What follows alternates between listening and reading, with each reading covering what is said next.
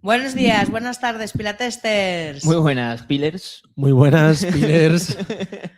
Lo hemos votado. Ya Es que me da rabia porque hoy vamos a hablar de autoridad y límites y voy a tener que ponerme autoritaria. Es que a eso me obliga esta gente. ¿Es eso lo que queréis? En la votación salió otros. No, en la votación salió Pilatesters porque... O sea, somos 8, 2 votaron a otros, 2 votaron a Pillers. Faltan 4 votos. Hay que personas a Pilatesters. Pero también es verdad que vosotros os votasteis a vosotros mismos. Y tú luego votaste a ti ¿Por qué? misma. Porque os habíais votado vosotros. ¿Pero y qué ibas a votar a Pillers tú? Entonces nosotros a Pilatesters. Y decís, ¿quiénes somos? Gentuza. Yo soy Candela, de la Asociación Lugar. Yo soy Iván. Y yo soy Diego, también de la Asociación Lugar. De momento. Yo no, yo soy de Seda. Tenemos el topo. Total, que con este humor nos levantamos nosotros en el día todas de hoy. las mañanas. Nada, hoy nuestro capítulo va sobre autoridad y límites.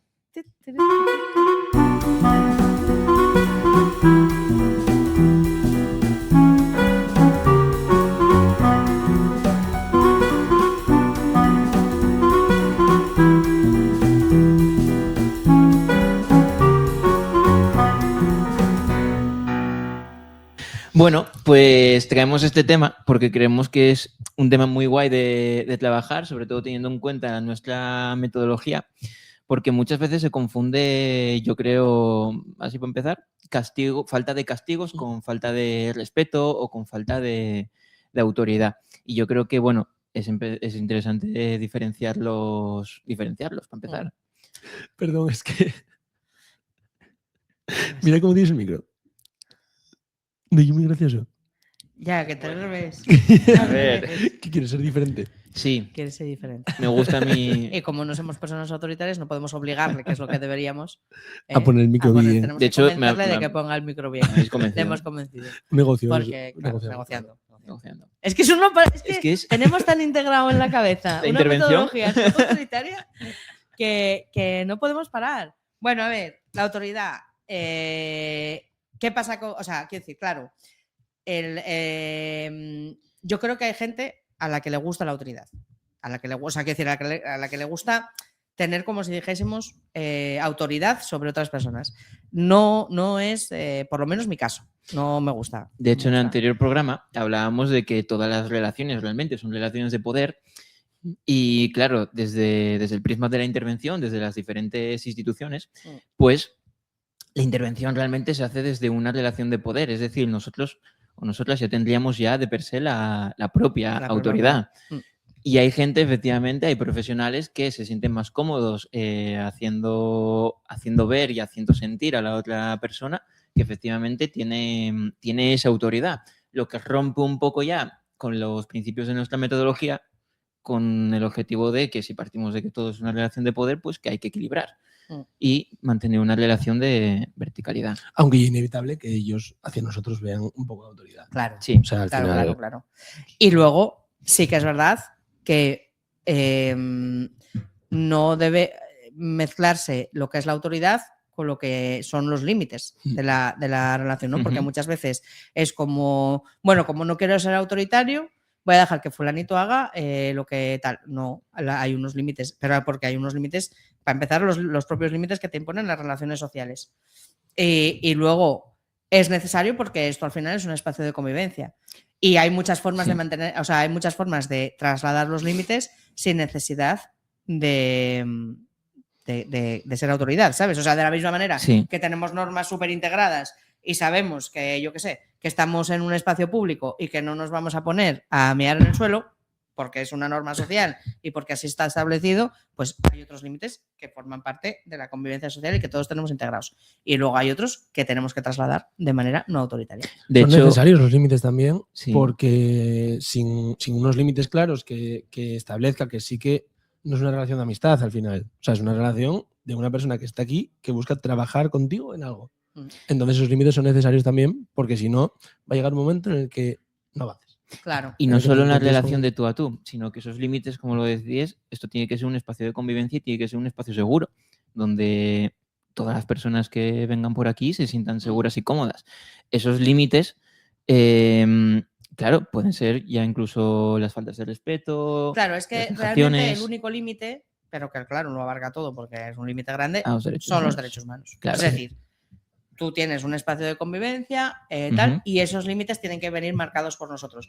Que cuando marcamos esos límites, inevitablemente subimos en la relación de poder y nos tal, pues es que hay que, de vez en cuando, hay que sacrificar esa tal, porque el límite, o sea, realmente no sacrificas nada, pero hay que hacer entender a la persona que en un espacio de convivencia el límite son los derechos humanos y que si te tienes que poner estricto para que se cumplan, te tienes que poner estricto.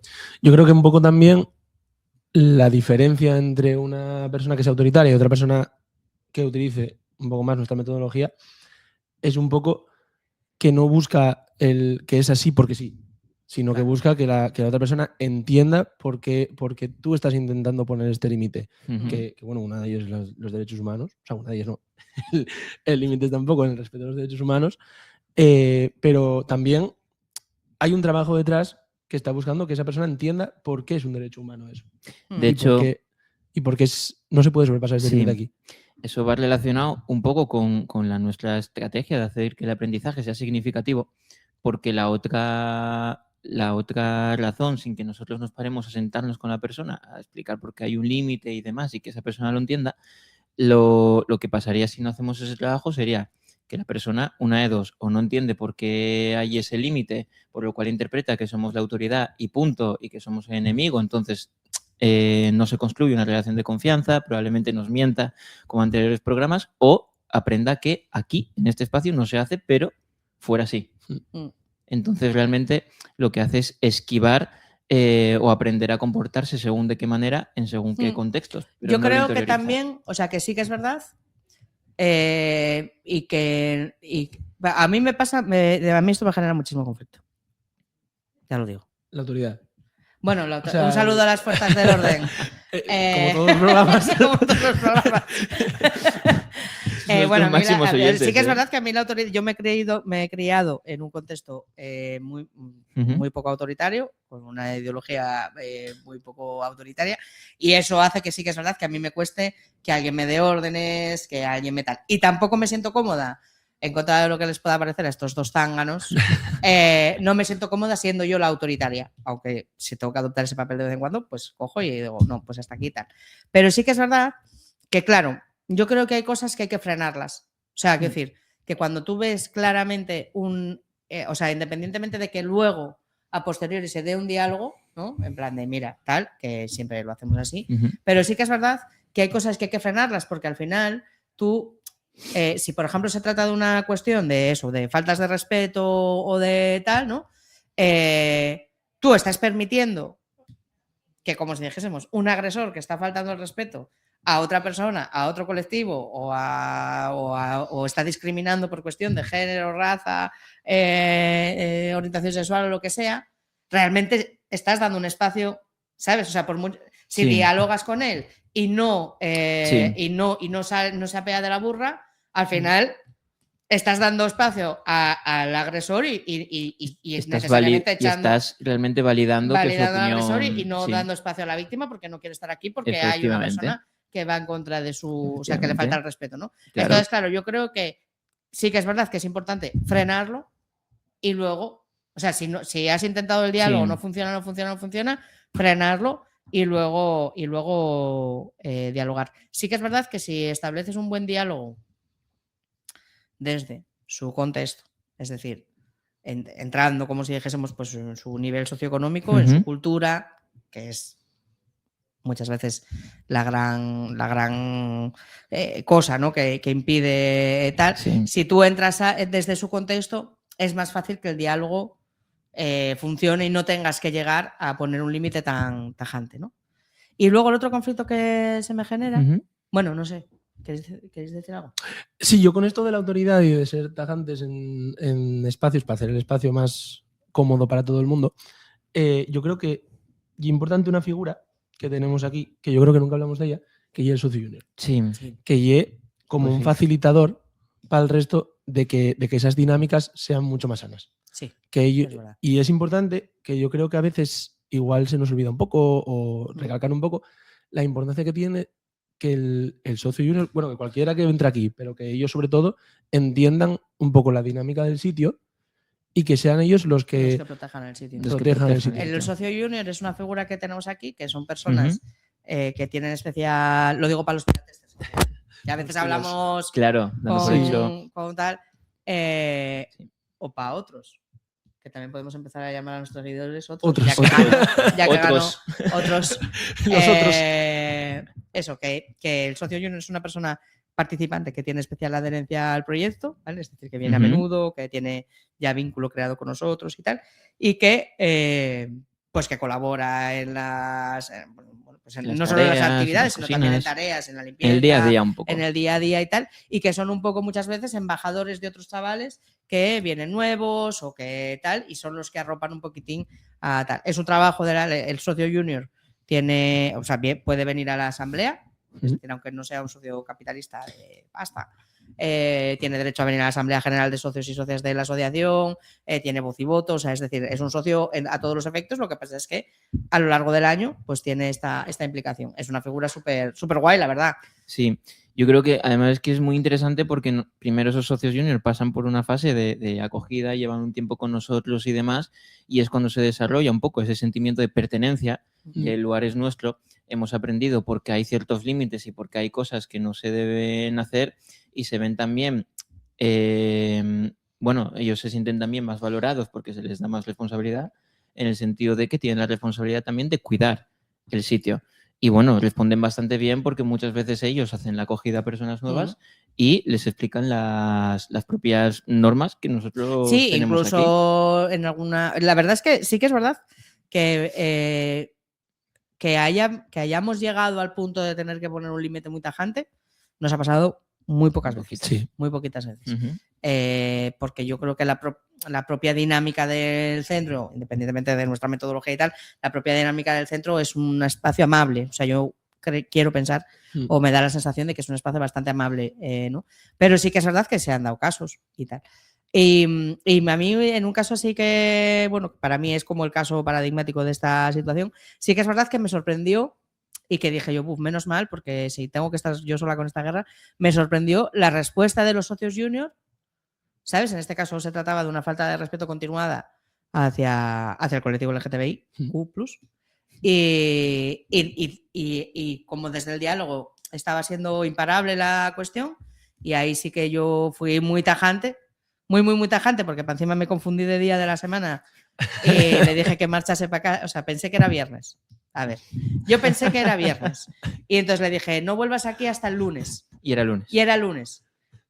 Entonces, claro, no volvió hasta el lunes, entonces estuvo una semana fuera. Pero he de decir que no fue intencionado. Eso también es muy interesante, rollo, que la autoridad, aunque nosotros, abogamos por ser antiautoritarios y demás, es una técnica que realmente si se usa, hay que usarla bien.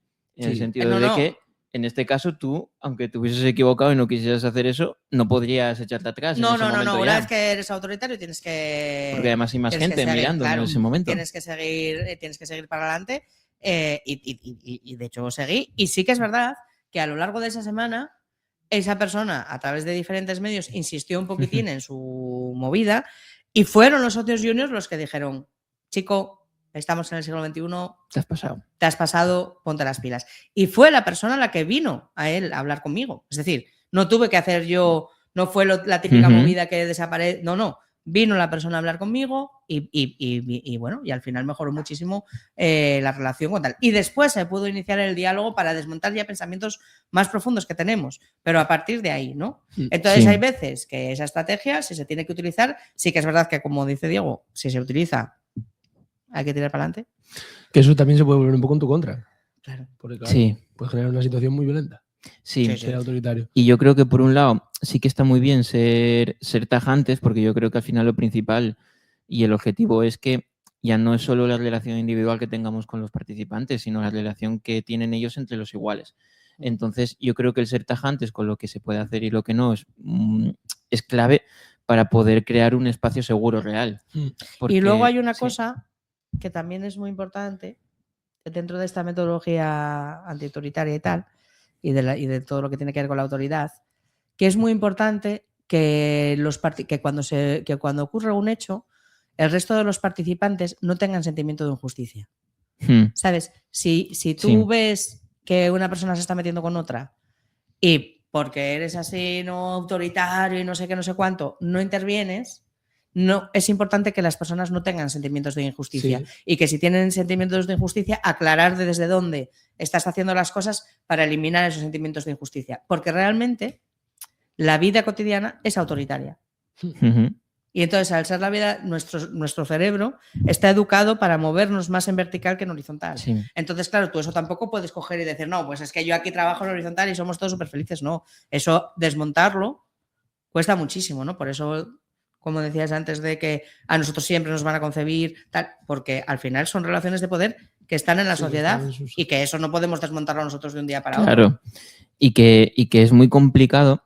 Porque como bien dices, o sea, la autoridad está en todas las instituciones y a nosotros nos vienen muchas veces participantes que están acostumbrados y muy cansados de pelear constantemente con esa autoridad porque no se sintieron ni a gusto con ellas, ni entendidos, y tenían una percepción o tienen una percepción de lo que dices, de injusticia con ellos mismos.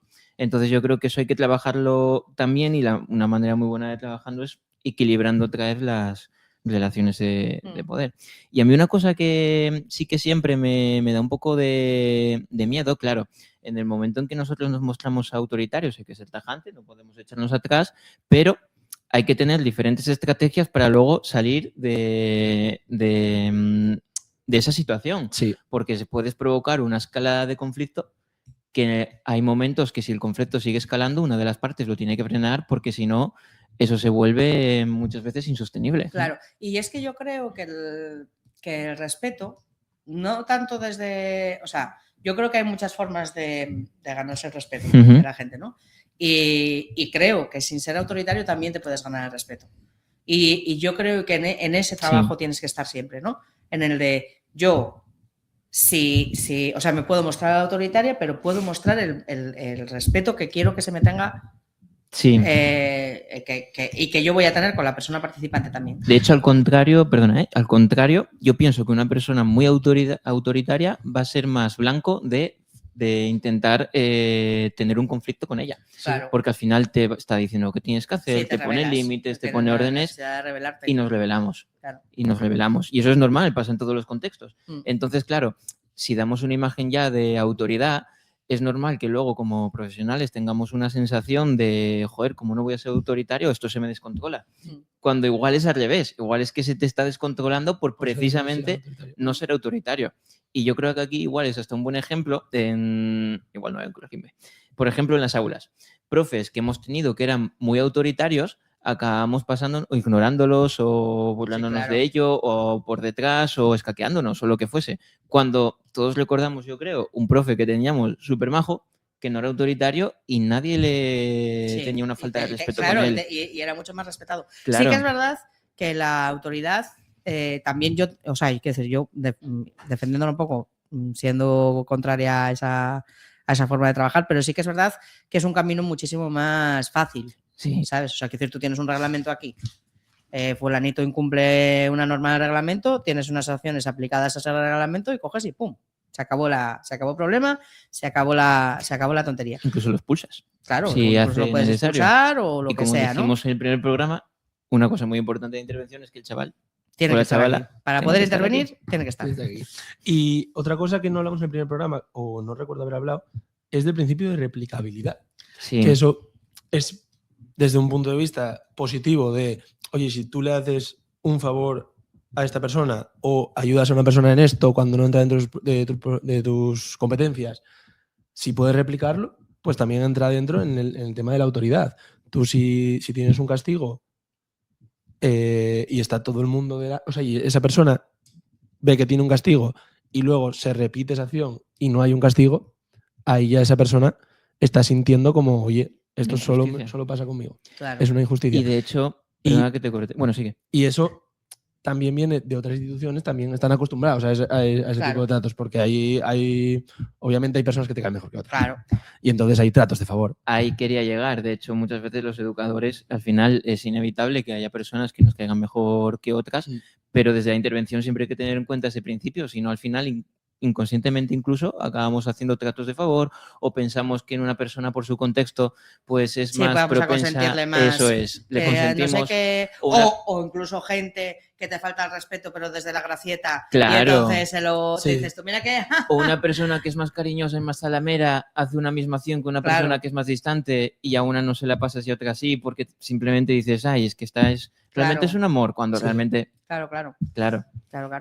Y luego a mí otra cosa que me genera, que esta sí que es verdad que aunque yo lo hago con toda naturalidad, aquí sí que me parece tal, es el grupo, o sea, el efecto grupo, ¿sabes? O sea, ahí yo sí que creo que no es lo mismo en un contexto de, pues como estamos aquí en lugar, ¿no? En un centro juvenil, que las relaciones son mucho más de tú a tú, que te da tiempo, como si dijésemos, a explicarle a una persona por qué hiciste esto, por qué tomaste esta tal, no sé qué, que es una relación eso como más pancha, como si dijésemos, que en casos de grandes... No, yo, por ejemplo, en el torneo de fútbol que hacemos anualmente, al que estáis invitados, sí que es verdad que soy más autoritaria, pero soy más autoritaria porque el grupo es muy grande y porque sí que es verdad, y esto es muy importante, que siempre hay que priorizar el grupo. Es decir, si tú estás trabajando con un grupo y hay una persona que disturbia, o como se diga eso, hay palabras muy difíciles. Dinamitar.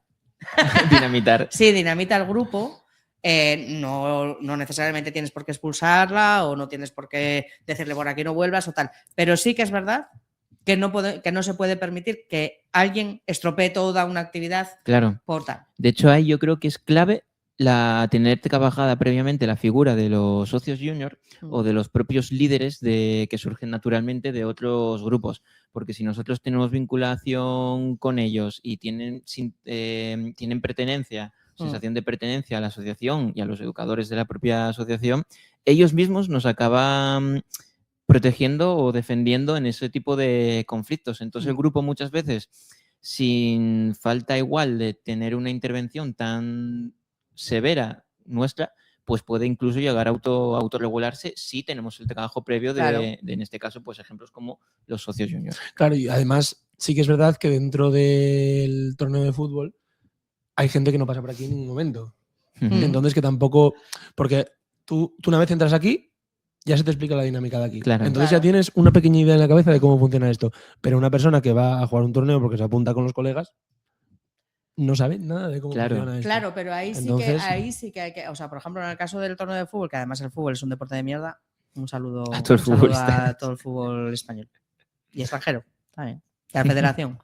Que genera muchísima violencia, la verdad. Muchísimo no sé por qué seguimos haciendo puto torneo de fútbol, porque es una cosa loca. Sí, porque lo peta. 100 personas nos vienen al torneo, todos los años y tal. Pero sí que es verdad que genera muchísimos conflictos y yo que tengo, o sea, el torneo de fútbol está estructurado de una manera, ¿no? Están los árbitros, pero los árbitros y los equipos saben que yo estoy por encima de los árbitros y me sale de los cojones pues salir al campo y parar el partido. Entonces, eso, pues claramente es una figura de autoridad, no podemos negarlo. O sea, sale la Guardia Civil a poner freno a aquello, que soy yo, con mi megáfono, que cada vez es más bonito. Entonces, salgo con mi megáfono, no sé qué, y paro el partido. Vale, ¿qué pasa? Que también para mí es importante que las personas sepan, es un torneo fair play, y entonces que las personas sepan que hay una base de respeto que no pueden incumplir, que no pueden tal, y que si se han apuntado a un torneo fair play, es fair play. De hecho, inculcamos mucho que sea fair play, inculcamos mucho que hay un premio de deportividad. A mí me da igual si la persona es el participante estrella durante todo el año, si en el torneo se porta mal, grita a otra persona, se enfrenta al árbitro o me insulta a mí, vamos, bien sabe Dios que yo me pongo ahí en mitad del campo como una guardia civil que soy en mi foro interno y freno eso, porque creo que el respeto también hay, o sea, quiero decir que hay una vía concreta cuando se trata de grupos, ¿sabes? Cuando hay mucha gente mirando de tal. Y si la persona quiere que te haga respetar de esa manera, pues... Y un problema que puede surgir ahí es cuando a raíz de eso, cuando estás en grupo y demás, la otra persona también puede sentirse un poco arrinconada Y pueden pasar dos cosas. Puede pasar que se calle, puede pasar que se enfrente más todavía a ti. Entonces, cuando empieza una escalada de conflicto, porque te reta. Y que te rete. Entonces, ahí también entra en juego el ego del educador, que muchas veces se prioriza, yo creo, el ego del educador frente a no quedar mal en un grupo y tal y cual, porque olvidamos que estamos interviniendo y de repente lo ponemos en lo personal y acabas en un conflicto enorme porque nadie desescala eso. No hay manera. Y tal, ¿no? Que eso es un poco también el punto de vista desde otro lado. En plan, no, yo ya me acabo de enfrentar aquí, no voy a agachar las orejas ahora. Claro. Entonces, esa desescalada tal, ¿quién la tiene que desescalar? El educador. Exacto. Lógicamente. Para eso está ahí. Claro. Se llama educador. Claro, no vas a dejar, o sea, no vas a dejarle la responsabilidad a un chaval de desescalar eso. Que de todas formas, para encima está enfadado, claro. Y para encima quiere, delante de sus colegas, quedar bien, como por encima de la autoridad. Claro. Y es importante también destacar un poco el tema de los límites y la autoridad, que no es para nada lo mismo. Y yo creo que muchas de las personas que pasan por lugar tienen muchos problemas con los límites. Tanto de sobrepasar límites como de saber poner los límites. Entonces yo creo que también es cosa de la persona educadora el fijar esos límites. Claro. O sea, aquí hay un límite. Es que pedagógicamente los límites son saludables. Quiero decir, a nivel pedagógico los límites son importantes. Porque realmente esas personas que tienen problemas con los límites también los tienen con ellos mismos, con los límites que nos autoimponemos nosotros de lo que dejamos pasar y lo que no. Y a veces pueden ser muy difusos y sobre todo en unas edades como la juventud, que esto es un aprendizaje continuo en esa edad. Y yo creo que la verdad es que muy bien. Sí. Yo creo que bien, ¿no? Muy bien, sí. ¿Qué tal, Pilatester? Digo, Pillars. Como, no, soy el único que sigue en el barco de Pillars. ¡Esos Pilatesters! Vamos a cortar esto. De aquí no se corta nada, que la edición la hago yo. Así que, Pilatesters, nos vemos en el siguiente programa. Ponernos ejemplos de autoridad.